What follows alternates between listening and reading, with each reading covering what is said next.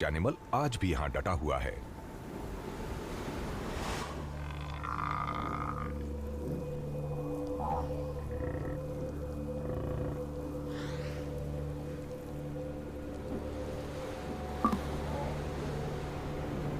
करीब 1.5 मीटर ऊंचे मस्कॉक्स का वेट 400 किलो से भी ज्यादा हो सकता है।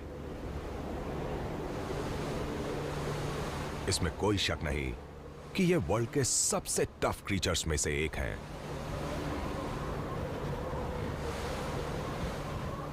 इनके 1 मीटर लंबे फर किसी भी दूसरे एनिमल से ज्यादा लंबे हैं। इनकी पूरी बॉडी को ढके इन फर पर बर्फीले तूफान का कोई असर नहीं होता। एक्सपोज्ड रह जाते हैं सिर्फ इनके लिप्स और नॉस्ट्रिल्स।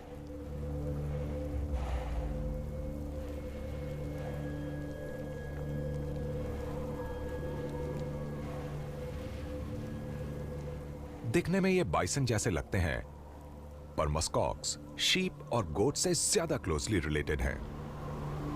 इनके पास भी वूल का बेहतरीन अंडरकोट होता है जो शीप और गोट से 8 गुना ज्यादा गर्म होता है।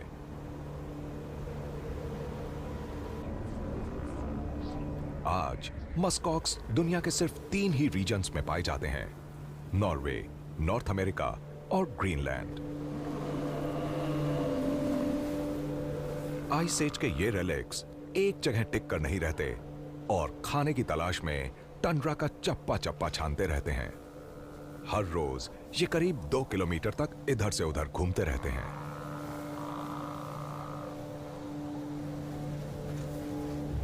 साल के इस समय यहां ज्यादा घास नहीं होती,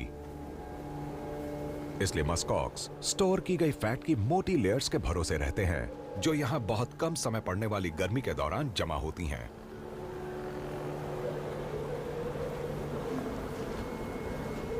अपनी एनर्जी कंजर्व करने के लिए ये धीरे चलते हैं और आराम करते रहते हैं।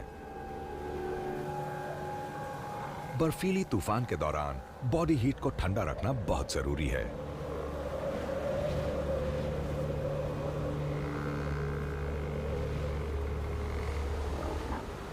पर सारे मस्कॉक्स सर्दियां यूं बैठे रहकर नहीं गुजार सकते। मेल्स को अगर ब्रीडिंग सीजन में मेट करना है तो इस तूफान में भी उन्हें अपना दमखम दिखाना होगा।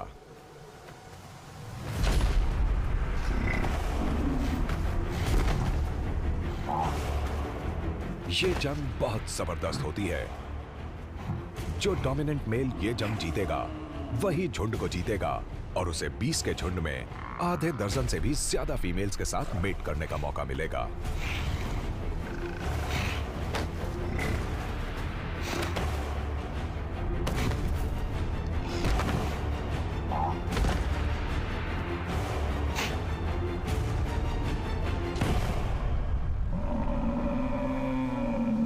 ये लड़ाई यहीं खत्म हुई। इस सीजन में जब खाना बहुत कम है, ये मस्कॉक्स अपनी ज्यादा एनर्जी वेस्ट नहीं कर सकते।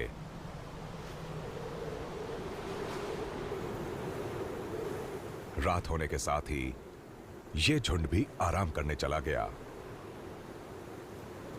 बोल्डर्स की तरह लगते इनके विशाल शरीर टंड्रा के बर्फीले बैकड्रॉप में ब्लेंड होकर जैसे गायब हो जाते हैं।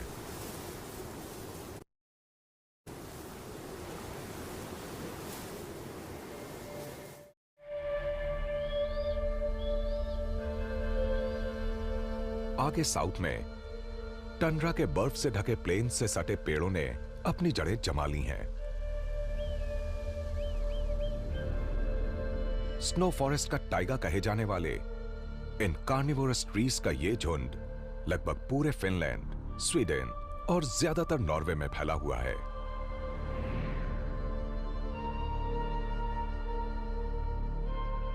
यहां समर्स भले ही लंबे और गर्म होते हैं,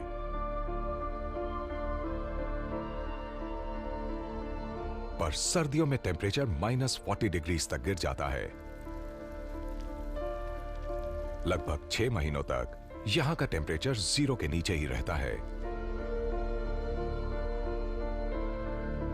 यहां की कम मिट्टी का फायदा उठाने के लिए स्नो फॉरेस्ट ट्रीज की रूट्स ज्यादा गहरी नहीं होती।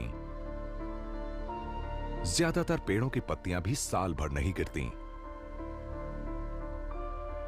इसलिए सूरज के ज्यादा ना निकलने के बावजूद इन पेड़ों में साल भर फोटोसिंथेसिस होता रहता है। डार्क ग्रीन नीडल्स भी ज्यादा लाइट एब्जॉर्ब करने के लिए अडेप्ट हो चुकी हैं।